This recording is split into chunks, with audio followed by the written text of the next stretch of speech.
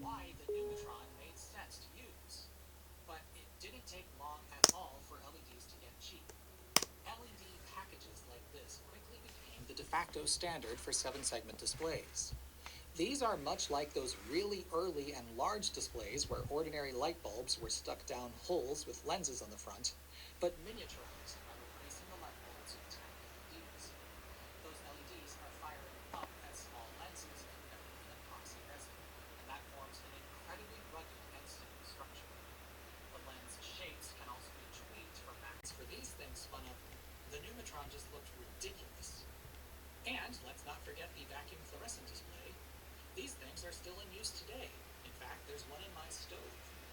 The single-digit tube form factor found here became just as ridiculous as the Numatron before long, but its problems with contrast and that vertical line that you see is actually a phenomenon that is pretty much exclusive to the CCD sensor because of the way that they actually gather light.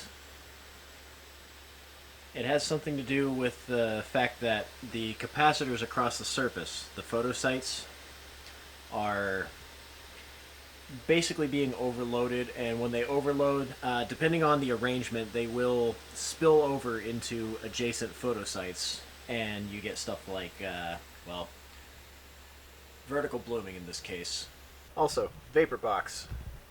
It's based on VapourSynth, which is basically Avisynth, but like really optimized. Nice little standalone package, and this thing's got deinterlacing, noise reduction, sharpening if you really want, and you can also upscale videos with it, but it's using, if I remember correctly, nyeh 2.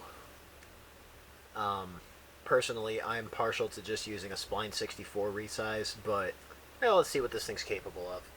I'm recording this video with a Sony DCR-SR85, so it's got a megapixel sensor, but this was a pretty cheap camcorder back in its day. In terms of being a camcorder, at the time, the 45, I remember this because I saw it at Target at the time, was something like $500 something. So the 85 was going to be a shitload more expensive, obviously. It had a 60 gigabyte hard drive and a megapixel sensor and a hot shoe. Not that I have a lot of room to complain about things being expensive. I mean, I've got an R6 Mark III, and this isn't even the nicest camera that I own. Night vision. Oh, this reminds me of an old trick that I figured out. So if you've got a clarinet and you're not sure if it's wood or plastic, you got a smoking deal on the thing. You want to find out if it's wood or plastic. Get yourself a Sony camcorder with infrared night shot and turn night shot on. This one is plastic.